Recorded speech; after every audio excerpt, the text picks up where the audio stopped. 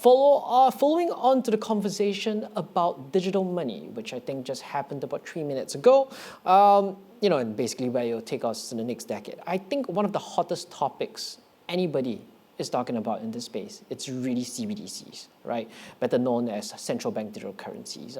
My co-host Manisha has mentioned it, not just earlier today, but even yesterday, and I don't think she's the only one who's actually mentioned it.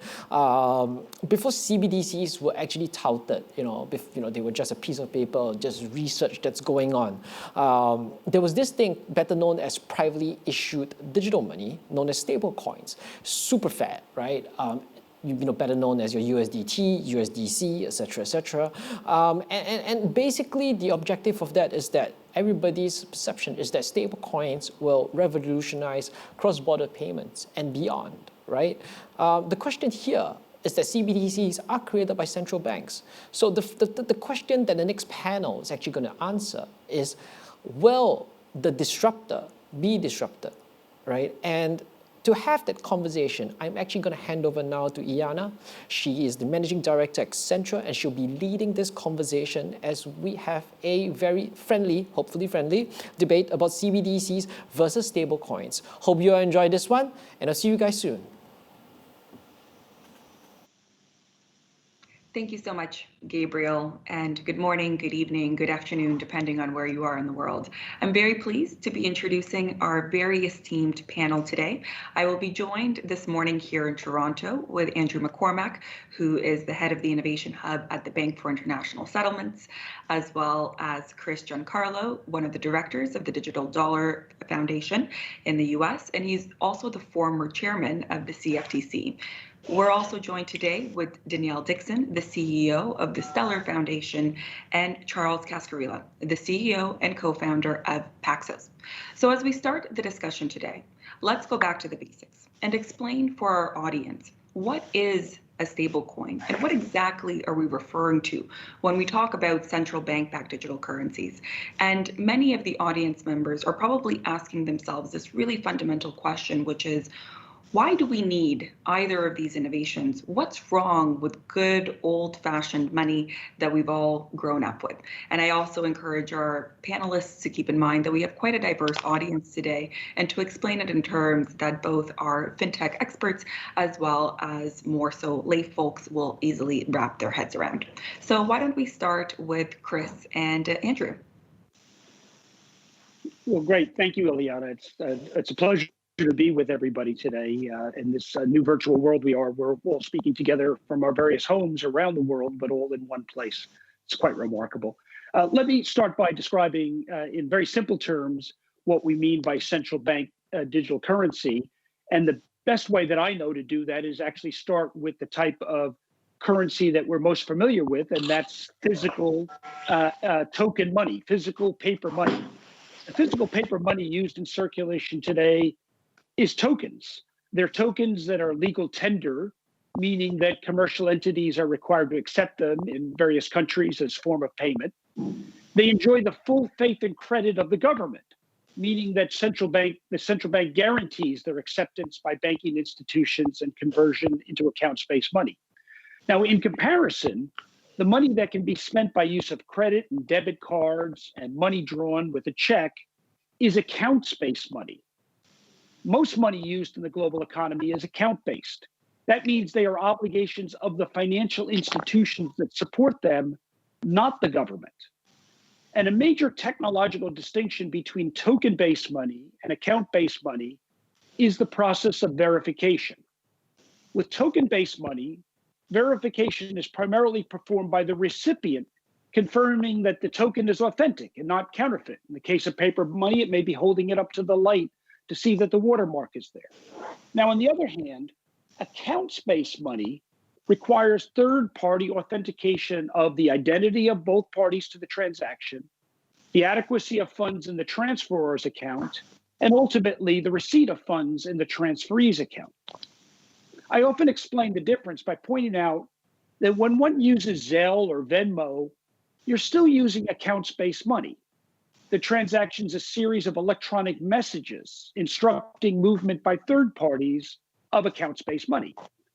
Now, with all other cashless payments, whether by card, wire wire, check, or digital app, including Venmo, the deal isn't fully settled, meaning it could still be reversed until banks have recorded and reconciled and settled respective debits and credits. When you swipe your phone against a reader for an Apple Pay transaction, it's another series of electronic messages. You're not actually transferring value. Some commercial enterprise somewhere is doing that upon receipt of those messages. And here's the issue, collecting a fee for doing so.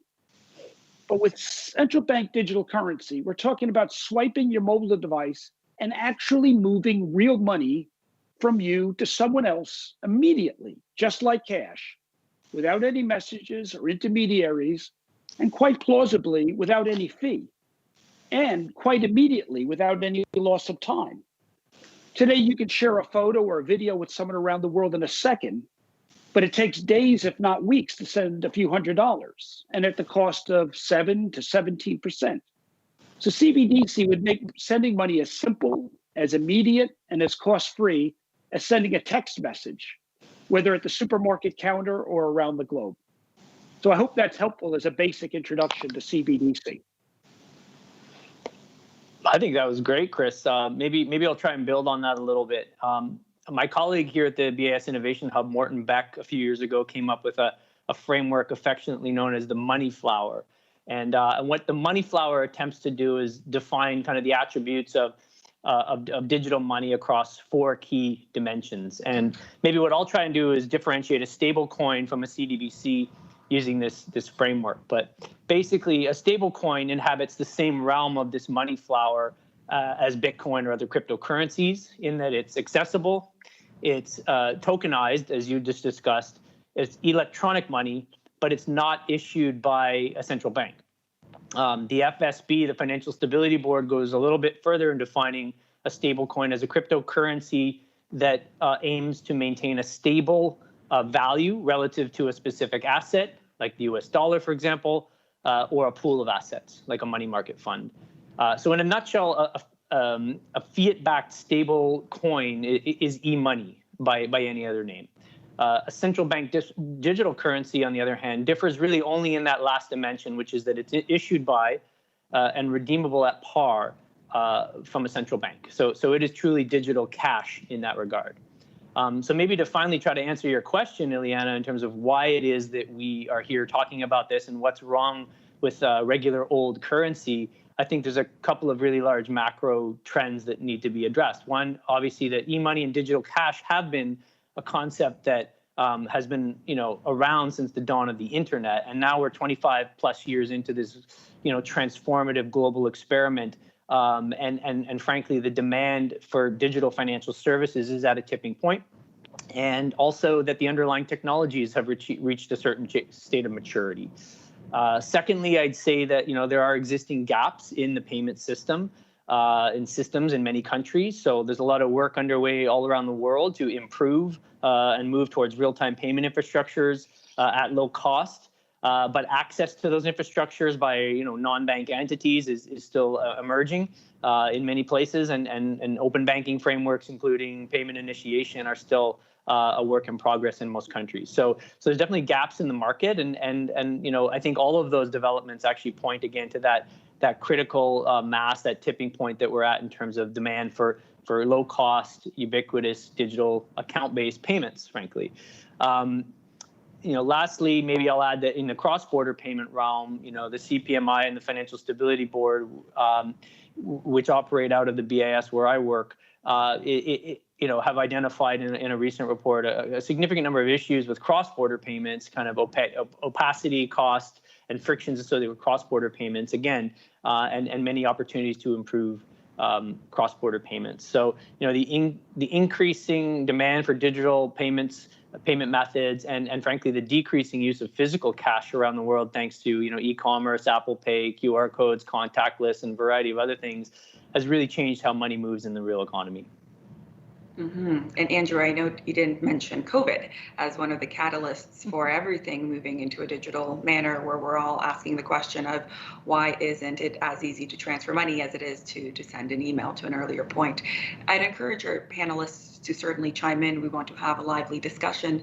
And so maybe I'll go to Denelle and Charles next to comment on the stablecoin perspective and some of the uses that you see for the technology, perhaps the uses that the tech is uniquely well suited for, that is less at risk of CBDCs coming in and potentially overshadowing. Over to you. So thank you. It's great to be here. So just to say one more thing with respect to something that Chris said about CBDCs, the other thing about stablecoins is they're fiat-backed one-to-one. And so they also are an immediate transfer of value, which I think is really important too. So you have the similarity between them from that standpoint. So I think that international remittances is a great use case and a great example of where the stablecoins are utilized so importantly. If you think about in 2019, the total value of global migrant remittances into their home countries was $554 billion, directly supporting 800 million people in less developed economies. And this is accounted for 3% of the GDP in India and 10% of the GDP in the Philippines. So if you think about this use case and you think about how important this is something that is very costly if you don't use digital dollars and you don't think about the local currency being able to utilize on-ramps and off-ramps to be able to transact. So you can send it from, for example, the US into Mexico very seamlessly, and you can send it in a digital dollar, for example, using Paxos, and then you could take it out in Mexico as a peso. So it's something that is really, really important and really improves not just it improves the local markets for these individuals, and it really helps the families that are back home. There's lots of use cases that are built on Stellar where you can actually see the impact from a remittance standpoint. You can actually see the impacts on real humans when you can actually leverage the blockchain to be able to transfer this kind of asset all around the world and in 3 to 5 seconds. So it's a really, really important way for us to be able to progress. And I think COVID has shown us that there is significant importance to being able to leverage the digital assets that we have and that are available today. Thanks, Denelle. And I appreciate you bringing in the human element to it. When we have these conversations, it's so easy to get caught up in the abstractions rather than thinking about the humans day in and day out that are actually using these funds. Charles, did you want to chime in? Yes, thank you. I think there's always more or less 4 benefits, and it just depends on how a CBDC or how a stablecoin is ultimately constructed. To me, it's uptime. This is 24/7 availability. Today, commercial bank money, which is how electronic money moves, is basically 9 to 5. I mean, it's a little bit crazy in an interconnected world like this. The speed is instantaneous. The access is open to anybody. And this is one of the key points. There's 25% of adults in the United States are underbanked or unbanked. Globally, it's billions of people. There are more people with smartphones and bank accounts in the world. There should be universal access, and there can be if you make it simply software-based. And so I think that's a really important innovation as opposed to simply relying on the banking system, which is really not capable of creating universal banking. And then lastly, innovation. You now have programmable money. And that means you can do all kinds of different features and different types of innovative ways of making money move. And so when you think about stable coins versus CBDCs, really they are really conjoined together. Ultimately, a stable coin is simply a different version of how a bank is accepting money, except it has these properties that I think are significantly better. And I think the point for private issuer stablecoins, for instance, like Paxos, is that as central banks try and understand what are the different types of attributes they want their central bank digital currencies to look like, you have the capacity to be able to see many different forms of stablecoins that are out of the market and which types of features are something that customers and consumers and businesses really want to be able to use. And that's really important because ultimately, stablecoins and central bank digital currencies, each one is not the exact same as any other one. There are many different types of attributes that you can put: how much privacy, how much anonymity, how open is it? Can it be sent to anybody? Is it decentralized? Is it centralized? Is it supply constrained? There are so many different types of features and different ways of combining them together that it's not easy to talk about them as a uniform type of class, because we're really just at the moment of them becoming something that is usable. There's about $25 billion of tokenized dollars that exist in the world today, and that's predominantly all of the stable coins that exist. That's still a very small amount of money in the grand scheme of, say, $60 trillion of central bank money that exists in various forms, M2. So there's so much that needs to happen in order for us to really understand how should this be constructed and in what ways can it be used that's most effective for the most number of people. Iliana, can I pick up on something that Charles said just very quickly? It's an excellent point that he makes about the ability of CBDC and stablecoins to work on a 24/7 basis, 365 days a week, and not be constrained by the business hours. But he also talks about programmable money. And if you add those two things together, really what you have in the ability is money's ability to transcend not only space by being able to move around the globe, but also to be able to transcend time.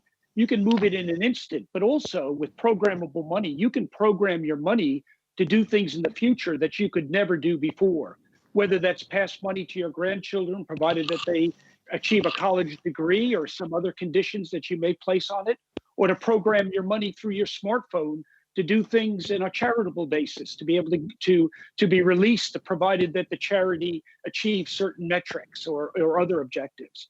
Project finance, be able to program money to do things provided that certain stages of development are met. So with digital money, we're going to be able to transcend not only the space of the globe, but also the time of humanity. And it's really an exciting prospect. And if I could just jump in for 1 second and just say that everything that Chris just said is so important, because prior to the digital money being something that actually could be leveraged, all of these unbanked individuals that didn't have access to the financial system at all couldn't do any of this. Whereas other individuals that had access to financial planners and the bank and the existing financial infrastructure, they could in some other ways do it, not in the seamless way that we can do it today. But now we have this equity amongst all of the humans out there, this opportunity for equity, which we've never seen before. So I think that that's just a really important human component that we need to add to this.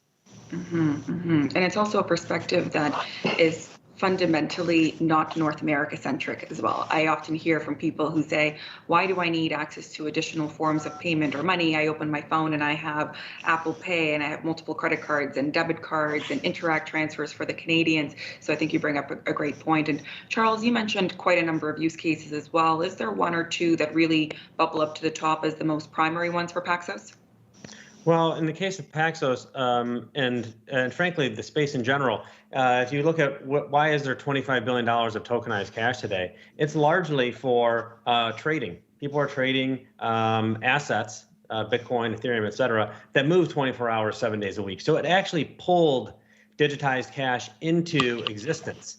There was no need for it before, because you're in at least the same way as there is now, because you had this petri dish of the crypto economy, and that was 24/7, 365 days a year, and it needed to have a store of value and a mechanism of payment that could be used at that exact same type of speed and uptime. And then what we've now seen is it's starting to bleed into goods and services, which I think is hugely important and profound. We've seen things like companies like PayPal who have now come into the space and talking about how you can be able to use these types of payment mechanisms, and that can create goods and services being paid not with a debit card or a credit card or whatever it might be, ACH, but to now be able to be used a tokenized payment mechanism. And I think the last area that you'll see for adoption is going to be really in real asset settlement, in wholesale settlements, in large movements between banks and corporations, because they're more conservative and those are larger dollar amounts. And so I think you're going to see different types of adoption curves in this, but where it's really very powerful right now is cross-border movements of money. Why have a wire take 3 to 5 days? Why have large fees when it can move instantaneously? Why on remittances should you be paying these types of fees when all you need is software between participants? And that is the ultimate democratization and therefore the lowering of costs for access. Because even in the US, where we oftentimes don't recognize this, there is a very, very significant number of people who don't have access to the banking system. And certainly globally, it's much more pervasive. But even in the United States, which is, the most industrialized, wealthy country in the world, there isn't anything close to universal access. I would think 20 or 25% unbanked and underbanked is just something that should be intolerable. And so it should be about how can we use this technology to change everybody's lives for the better, and recognize that the way the system is now made sense, but every system eventually reaches a point where the contradictions maybe outweigh the way it's set up because new technologies come along. And how do we now adapt things instead of try to hold it back, which I think would be really a disservice to so many people who could benefit from these changes. Mm-hmm. Maybe if I could jump in, Iliana, and just to maybe take the other side of a few of these arguments for a second. And, obviously financial inclusion is a wonderful and important thing, but Chad, you do point out that most of these stable coins really have found their killer app, so to speak, as, some sort of, reserve currency for crypto exchanges, basically. That's the vast majority of the use for these stable coins today. And there's an element of regulatory arbitrage underway here too, right? In terms of there are many ways to create financial inclusion, and Nanda Nalakani was just on the channel earlier talking about what's happened in India over the past 12 years, right? The Aadhaar program, the distribution and onboarding of hundreds of millions of people into a national identity scheme, and importantly, into the banking system. And so now in India, their stats, in fact, are much, much better than the United States in terms of the way less number of people unbanked, even though the country is, 3-4 times the size. They can distribute in COVID times, stimulus payments directly to a massive number of people using the banking system, and it's because they've invested in digital identity infrastructure in that case. So there are many ways to skin the cat and solve this problem, and you do not have to necessarily throw out the baby with the bathwater when it comes to improving payments infrastructure and solving for, in this case, financial inclusion or frankly even cross-border payments or domestic payments, right? I'm in Singapore, and the fast payment system here runs 24/7. It's milliseconds in timing, and it's ubiquitous. So there are many paths forward. I do think, though, if you use the Aadhaar example, there is an opportunity for that to remove some of the blockers to the unbanked, but at the same time, there's a cost to it too. From a privacy standpoint, there's a lot of issues with Aadhaar if you think about how it was implemented in India, and a lot of challenges with respect to it. And then there's the stifling of innovation, just in terms of like fintech opportunities and what things can be.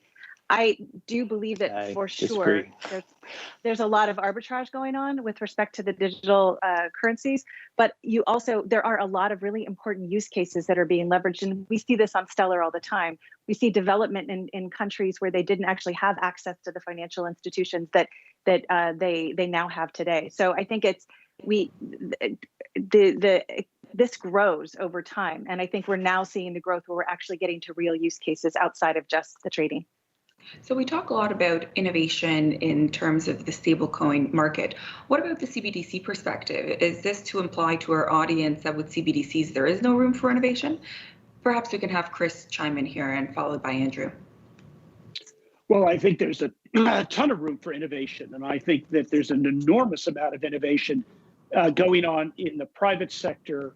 Certainly here in the United States, I think the public sector has been slower to respond.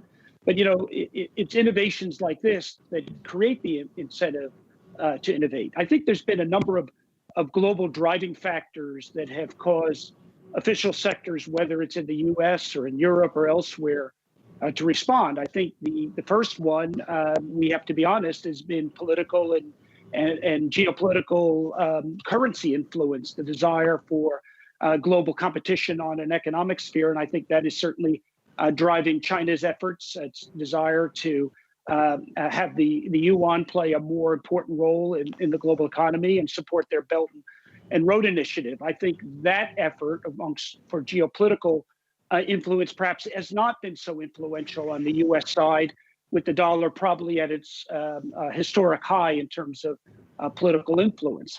But then there's the desire for data capture. And I think central banks recognize the importance of making sure that data is captured by governments and not necessarily by the private sector. And I think the emergence of Libra and maybe other initiatives in China have driven certainly China's efforts in the digital yuan, and I think have awakened a number of official sector response here in the United States, perhaps in Europe as well. We mentioned financial inclusion as part of the debate. I think the recognition of the amount of underbanked and unbanked in the United States have awakened other people to the potential of CBDC and stablecoins as well. And then I think the need for infrastructure updating. I mean, let's face it, while we can improve our existing account-based money, it's really been the emergence of this technology that has put the spur to action, certainly in the United States, perhaps, and elsewhere, for that improvement. And whether had this technology not come about, the spur for improvement in existing account-based transaction mechanisms would be as acute as it is now, I think is a very good question. Ultimately, it comes down to the future of money, and I believe the values that are going to be ingrained in the future of money. I think one of the reasons why the dollar has been so ascendant the last several decades is because it carries with it aspirational values of free enterprise, of free capital markets, of the rule of law, of appropriate rights of privacy. And I think as various economies and societies around the globe explore the future of money, whether they be closed societies like China or whether open societies like in Europe and the US, the values that are ingrained in that are ultimately going to be, that's where the competition is, whether those values will be state surveillance or rights of privacy, whether they'll be independent judiciary, whether rule of law, whether there'll be free enterprise. That's the future. That's what's at stake, I believe, as we think about the technology that goes into developing the future of money. The geographical perspectives here are fascinating. With Europe, the ECB put out a paper earlier this year in October, essentially stating that they want to make the euro more important and to be better for international payments. With the changes happening in Europe, in India, in China, what about this whole concept of international interoperability? How do we see that playing out in terms of the CBDC space? I think it's a critically important element that we make sure that as we develop digital money, that interoperability is top of mind. Yeah, and I mean, maybe I could add on that, the BIS, for those who don't know, is essentially owned by the 66, member central banks, pretty much all the ones you guys can name, in terms of, how we operate and what we do. And our role is to convene and bring together all of these entities and have these conversations. And so, at last count, 80% of our membership, we're actively working on central bank digital currencies, and our role is to help inform those policy decisions, those kind of design choices and trade-offs that every country has to make, but also to really, remember the interoperability and the importance of standards in that space must be kind of thought through as we go through this exercise. So definitely that's top of mind, and a lot of the work that we're doing is all about bringing different jurisdictions together to ensure that we don't just kind of redesign, 66 more payment silos that can't work together. And the technology behind CBDCs and stablecoins is quite comparable. The question is more in terms of the use cases that actually get deployed. The Accenture POV is that diversification is actually a great thing for the financial services ecosystem. I would love to hear the perspectives from our panelists around how you see the coexistence in the future with both the emerging rise of CBDCs as well as the existing or perhaps new use cases for stablecoins that your users are going after. Yeah, I think this is really an important topic. In the United States, the way Treasury issues U.S. government debt is through primary dealers. So it's not really distributing debt. It's using agents to do that. And I think that could be a very logical model, for instance, how we're able to test different ways in which stablecoins can operate in, say, the U.S. banking system or any banking system. The Bank of England has allowed non-bank payment service providers to have access directly to the central bank. And this type of access can then allow there to be competition and for there to be a real way for the marketplace to describe which type of money provides better types of value for different types of customers. And so I think that this is ultimately something that the market can help us determine. And partly the ability to have a market is to have there to be lots of different types of products that exist. And so I think we're in an early stage where it's important for there to be a lot of trial and error, but to do it in a way that's controlled so that it doesn't create systemic risks. And I think, certainly the size of stablecoins right now and where CBDCs are at, it's still in a very much an early stage of that process. And I think the interoperability will naturally flow. Money is one of those things that we've seen now with the U.S. dollar and other reserve currencies over time.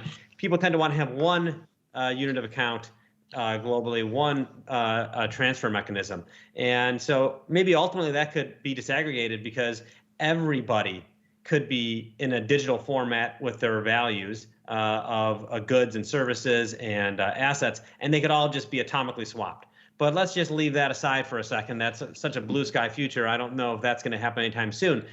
So what you're going to really need to have happen is allow a lot of market-based innovation, and then to be able to figure out which thing works. And if you try and do interoperability too soon, you can really then limit the playing field of what's possible. And so you shouldn't allow things to, I think, really explode in a way that would lack trust and could eventually even create systemic risks. But I think fundamentally, the ability to have asset values move around in this totally new way will fundamentally lower systemic risks in a way that we haven't seen, in many financial crises. I think that the combination between the public and private sector really can develop here and can create huge opportunities.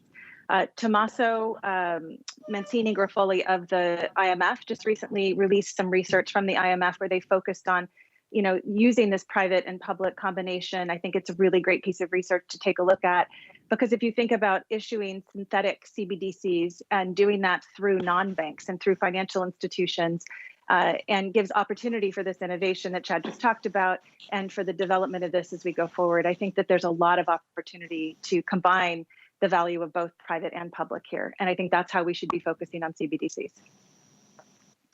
When it comes to money, money is not exclusively a government construct, never has been. Money has been as much a social construct as it's ever been a sovereign construct. And it should be no surprise to anyone here, the exploration of digital money is taking place as much, and it's probably more, in the private sector as it is taking place in the official sector. And I think ultimately that's a healthy approach. What really needs to be done, if anything, is that the public sector and the private sector need to work more closely together. They cannot take place in separate silos. There needs to be much more crossover, as there was in the exploration of space and continues today with the recent launch of SpaceX, as there was in the development of the internet, where the U.S. Department of Defense and DARPA work very closely with the private sector. The future of money is going to be determined by the public sector and the private sector working together. Neither one of them has this sphere to themselves. Money is a social and a government construct, and I think the future of money will be as well. So what's happening from a regulatory perspective? It seems as though that's absolutely one of the key necessity ingredients for this interoperability and for this coexistence and for the innovation to continue to grow and expand. Where are we there? Andrew, perhaps I can direct this at you. Well, I mean, I think we're actually all in violent agreement around kind of the importance of public and private partnerships and letting the private sector innovate around kind of the user experience and that multiplier effect that money has. And I think that the idea is that we would have some sort of have our cake and eat it too, right? Where the public sector, you can benefit from the stability and the backing that the public sector can provide, but also that regulatory perimeter that is actually critical to the success of any of these instruments. The history of money is also fraught with evidence where successful privately issued money inevitably kind of turns in on itself, because the temptation to tinker around with the reserves and make money creatively based on this massive reserve that you should be holding, can get just out of control and too tempting. And so there's many examples through history that the regulation and kind of even things like deposit insurance are just critical for the stability of money, and that's really what what we need as an economy. And so I think with stablecoins growing in popularity, certainly Libra catalyzed a whole lot of interest and thinking from the from the central banking sector and beyond. And so that policy response, I think you saw over the past couple of years as that project has evolved and inspired a lot of thinking around what that regulatory perimeter needs to look like. I think more recently you've seen, even today, discussions from the ECB around kind of what stablecoins, would mean to the European Central Bank, and how regulatory, implications might flow from there, as well as other jurisdictions as well. So it's kind of early days to say exactly what's going to happen, and frankly, every country will have to make some sovereign choices around how they want to regulate. But certainly, again, from a BIS perspective, we are doing everything we can to help coordinate that kind of response, and it's not just meant to be heavy-handed and imposing. It's actually meant to add value over time and ensure stability, and that's critical. Mm-hmm. For Charles and Denelle, what do you want to see from the regulators? I think from our standpoint, it's incumbent upon us to really engage with regulators from the industry side. And I think that in the early days of the internet, we tried to say, hey, regulators, we can do this ourselves and we don't need your assistance. And I think here, when you're dealing with money, we have to engage more. I would love to see a focus on allowing the network layer to continue to grow, just like we did with the web. And I also would want us, the regulators, to focus on the fact that there are already many regulations all over the world that cover the existing financial institutions that are already creating and leveraging the opportunity for these digital assets. And so there might be some gaps and some holes, and we should focus on what those might be instead of trying to just regulate full scope to the industry at large, because that's never actually useful. And it actually hamstrings innovation, challenges opportunity for growth, and then ultimately harms the users in terms of not bringing to them the opportunity that could be brought if we allowed this technology and this ecosystem to grow a bit more. So I think some restraint, but lots of engagement between the public and private side. Yeah, and I think there may be a couple. So in the case of Paxos, we're a little bit unique in the space. We're a trust company in the state of New York, which means we're organized just like a bank. We're regulated under New York banking law, but we're actually safer than a bank. We cannot take our client assets and go make loans with them. They're held fully segregated, fully bankruptcy remote. And we think this is really important. And the point here is that we have a primary regulator. And we have a primary regulator of ourselves and of the tokens that we've issued, the stablecoin tokens and asset-backed tokens too. We have a gold token as well. And we'll add more over time. And the point here is that having a primary regulator creates a primary point of contact. And I think that's something the FSB talked about, which we were pleased to see. We were part of that dialogue. So I think it's important for there to be certain standards that are put into place. On the other hand, we want to make sure that there's innovation. So there has to be a good give and take here. Ultimately, if you think about what a stablecoin is, we hold a T-bill and we give out a token that equals $1 that's fully backed by the T-bill. So if you gave me $1,000, we have $1,000 of T-bills. And that means it's very, very safe. This is safer than how a bank creates commercial bank money, which is basically through leverage. And so this leverage is ultimately what creates certain types of risks in the banking system. But for having a stable coin, you now have money that can move around digitally, and whether it's done by a central bank or whether it's done by a stablecoin issuer, you want it to be very safe. And so if you don't have a primary regulator overseeing and making sure that those reserves, as Andrew pointed out, equal one for one the tokens, you've now created leverage and you're actually creating a banking mechanism inadvertently. And that's what you want to avoid because if you're going to be a bank, there's lots of regulations that should be put into place because you're running highly levered. And so having the right amount of oversight can allow there to be innovation and a level of trustworthiness that can then create adoption and can solve these problems that we've all been talking about. And so understanding some of the mechanics is helpful because there's a layer of what is the right amount of regulation, but what is the right amount of innovation. And striking that balance can allow there to be a lot of discovery. And Chris, you're on the ground, you're in New York. What's the US regulatory stance on all of these topics? The current US regulatory stance has actually been conditioned by the US's first regulatory approach to the first phase of the internet. The first phase of the internet of information, came about in the midst of a jurisprudence model where speech was a private right guaranteed under the First Amendment. And so as innovation came out of Silicon Valley in the development of the internet, it came into really a regulatory free zone. There was no Ministry of Information in Washington to protect their turf. And so there was a do no harm approach.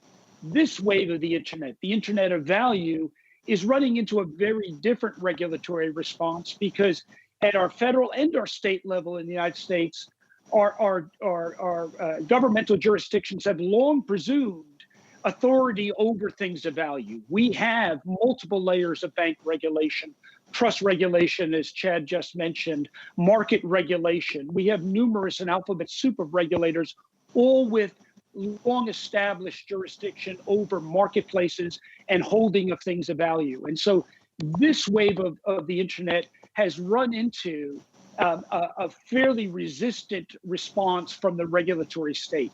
And that's why I believe as we go into the future, what you're going to see is for the first time Congress taking action to break through some of this, because I believe right now the current regulatory response has not been conducive to development of this wave of the internet in the way that the earlier wave of the internet was actually helped along by the the non-regulatory response.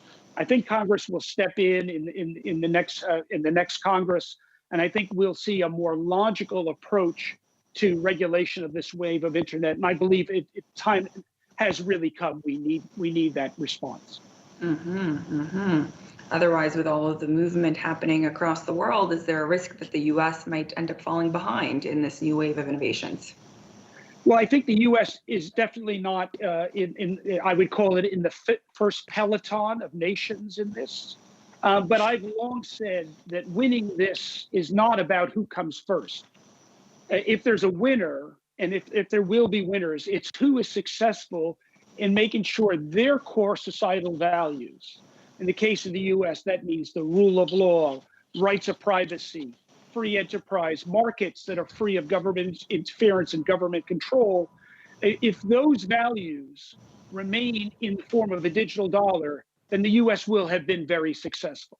But if a digital currency, and Chad mentions that the world tends to want one unit of account, if the future is a digital currency that reflects other values, say values of state surveillance, of private economic activity, values of state control of legal outcomes, then the U.S. will be very much a loser in this process. So the goal for the U.S., I don't believe, is to be first. I believe the goal for the U.S. is to make sure that the values that are in the dollar today in its analog state are in the dollar tomorrow in a digital state. I want to pick on one of the threads. You mentioned the value of privacy. And I imagine with the rise of Libra, that was probably one of the driving forces behind the CBDC uptake and motion that we're seeing, which is great.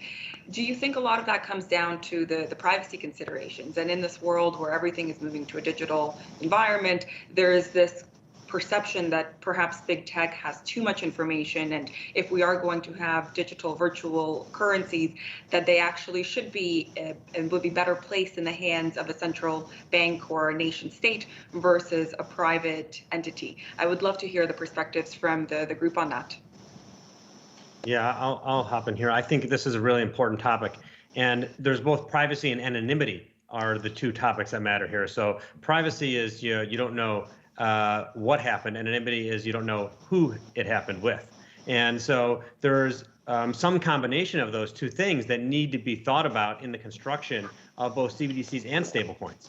And so today, transactions are not private. You know how much is moving around on stablecoins or even Bitcoin, whatever it might be. But you have a certain level of anonymity. It's called pseudo-anonymity.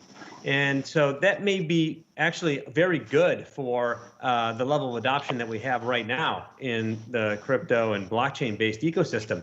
But I have a hard time believing IBM is going to want anyone to know that they're making payments to whoever it might be, or Microsoft making payments. So you get to larger and larger organizations and companies and governments, they're going to need privacy and certain levels of anonymity that are actually more than we have now.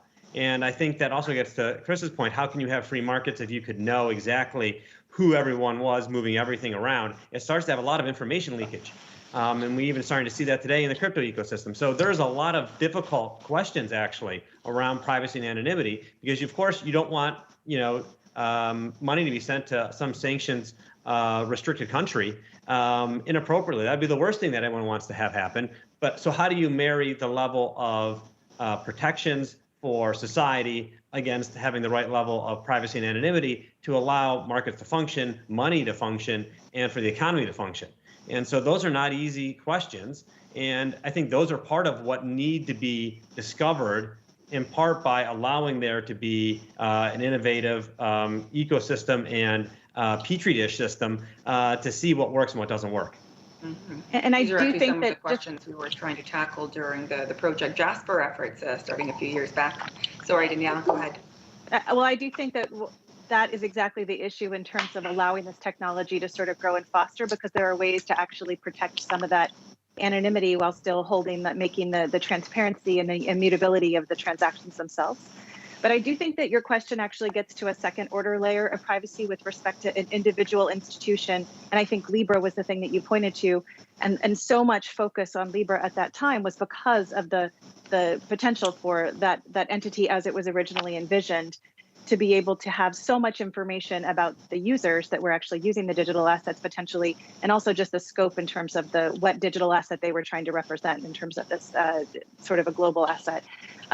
I think that big tech, it's not necessarily big tech that's actually holding all of this information. That's what I love about the existing system, is that the existing system is allowing lots of different entities to be able to have access and to have relationships with consumers to provide lots of choice. So I think that there's several layers of privacy, and it depends on which layer you're going to focus on. And I don't think that just because there are technology companies involved in it, that means that a CBDC issued by the government and only distributed by the government is the way to go. Because I think that actually then there are some governments that the constituents of don't want the government to have all of the information about themselves. So it's very easy for us to sometimes sit in our own where we sit in the world and to figure out that this is okay. But I think we need to think globally for these assets to be able to transact globally, and for this financial structure to not become what it is today, which is very fractionalized.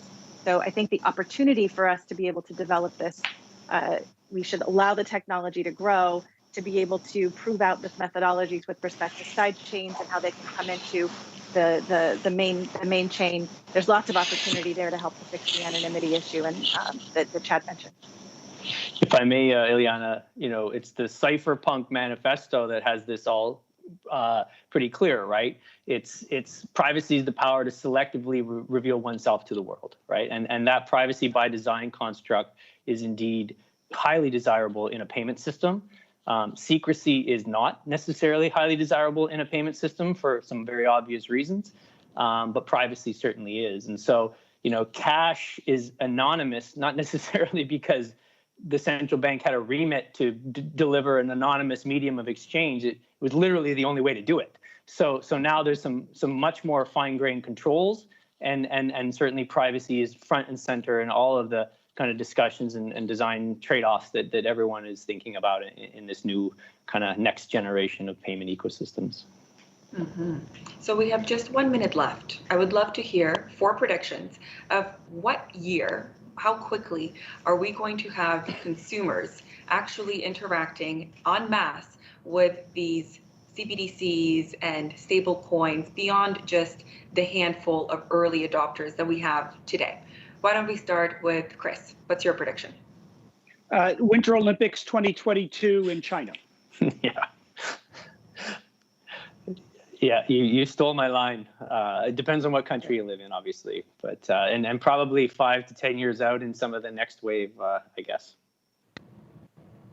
Yeah, I don't think I can say anything different. I was assuming the end of 2022 is where we're going to see some, probably more than China, but we're going to see it for sure in China and probably in some other jurisdictions, smaller jurisdictions elsewhere. And then mass adoption is going to take some time.